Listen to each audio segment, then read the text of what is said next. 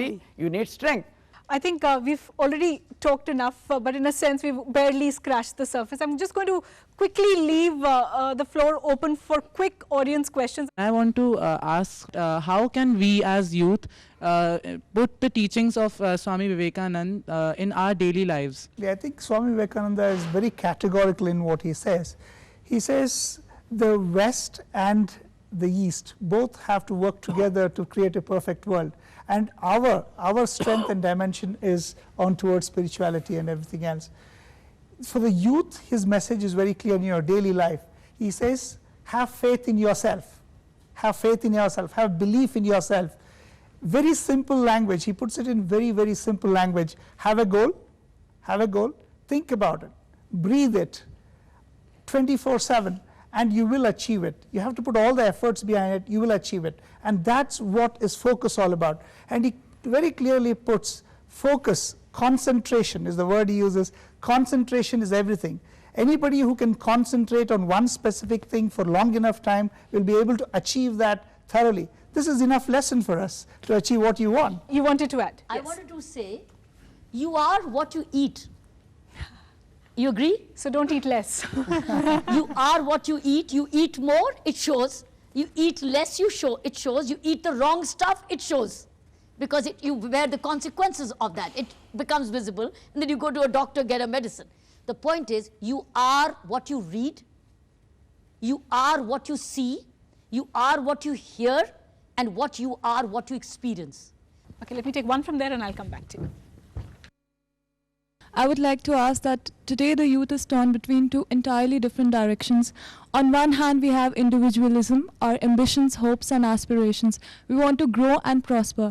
And on the other hand, we have spiritualism and our old Indian philosophy. So could you please guide us on which path we should take, which can balance both the world? You see, as the question she raised, on one hand we are so much bothered by our own individual progress of prosperity and career and all that. On the other hand, there are always some tags, some feelings towards a spiritual life or whatever it is. Here now Swamiji gives the answer. Supposing you try to reflect, know about your nature. Now why do we aspire only for our own progress, our own prosperity? Beneath that is an inherent fear of insecurity. We want to have more, even then we will feel we are insecure. On the other hand, even when you are young, you try to imbibe this idea, I am not limited, I have infinite potential, infinite capacity, infinite dimension. Now whatever you do, whatever progress, attempts at progress you try or make, all that will go to a larger benefit. You will achieve, but you will never be restricted to your own individual interests or individual security. So the fundamental secret or the real essence or the crux lies in understanding, at least intellectually to start with, the infinite dimension of your own personality. Then only whatever you attempt, you will always think of a larger context, a larger huge set of beneficiaries, infinite number of people. So you will find that when you start widening your horizon to a bigger and bigger dimension, automatically your goals will start also expanding.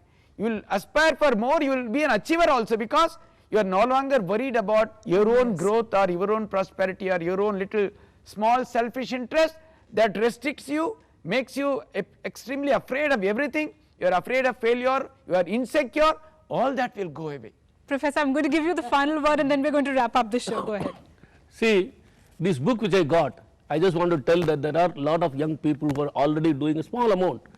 This book which I got, from which I quoted, is from the Vivekananda Study Circle in IIT Madras. It is working more than 15-20 years, and a lot of young people keep doing it. Each one of you don't have to do anything more in your school. 5 people, 6 people, you do that, you will imbibe, and then on you will do. And just on that other one, in life everything is a contradiction, okay? Everything is a duality, everything there is an opposite, and that will confront you in everything. I am a boy, I am a girl, I wish I was a boy, you will say. And then another time you will say, I wish I was a girl. This we will confront and go towards, keep on nudging it, go towards a larger goal.